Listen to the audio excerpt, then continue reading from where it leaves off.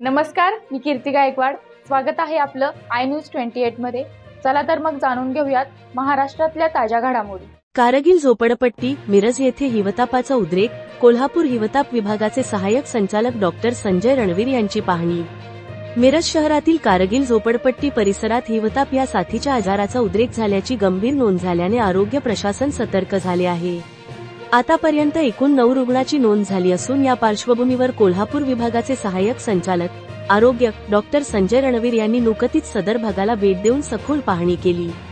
पाहणी दरम्यान डॉक्टर रणवीर यांनी घराघरात जाऊन रुग्णांची विचारपूस केली, तसेच परिसरातील घाण, उघडी गटारे, साचलेले पाणी यामुळे डासांची उत्पत्ती कशी होते याबाबत नागरिकांना मार्गदर्शन केले।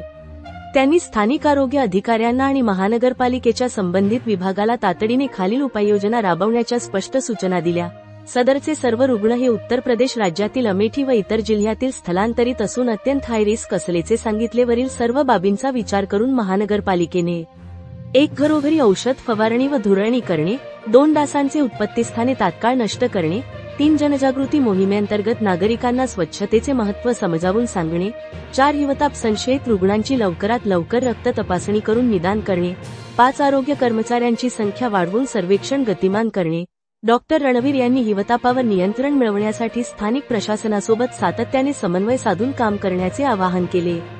यावेळी मिरज कुपवाड महानगरपालिकेचे आरोग्य अधिकारी डॉक्टर वैभव पाटील, जिल्हा हिवताप अधिकारी doctor Pravin Patil, field workers आणि आशा स्वयंसेविका यांच्यासह स्थानिक नागरिकही उपस्थित होते।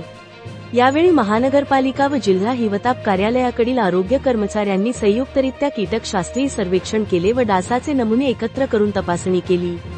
यावेळी आरोग्य अधिकारी डॉक्टर वैभव पाटील, डॉक्टर श्रद्धा चौधरी, डॉक्टर अंजली धुमाळ, सहाय्यक संचालक कोल्हापूर कार्यालयाकडील श्री कीटकशास्त्रज्ञ सतीश सावंत, कीटक समाहारक श्री प्रणव जाधव, श्री सतीश हेकळे, जिल्हा हिवताप विभागाकडील कीटक समाहारक श्री अनिल खराडे, श्री अभिषेक रेपे, पर्यवेक्षक श्री प्रदीप बसरावत, आरोग्य निरीक्षक भूषण हिरेमठ, श्री सुरेश वनखंडे, श्री किरण पाटील, श्री अजिंक्य घाडगे व आरोग्य सेविका उपस्थित होते। यावेळी नागरिकांनी ताप आल्यास नागरी आरोग्य केंद्राशी तात्काळ संपर्क करावा असे आवाहन मिरज कुपवाड महानगरपालिका आरोग्य विभागाच्या वतीने डॉ वैभव पाटील यांनी केले। सांगली जिल्हा संवादाचा सदाशिव गणपती पोद्दार यांची रिपोर्ट।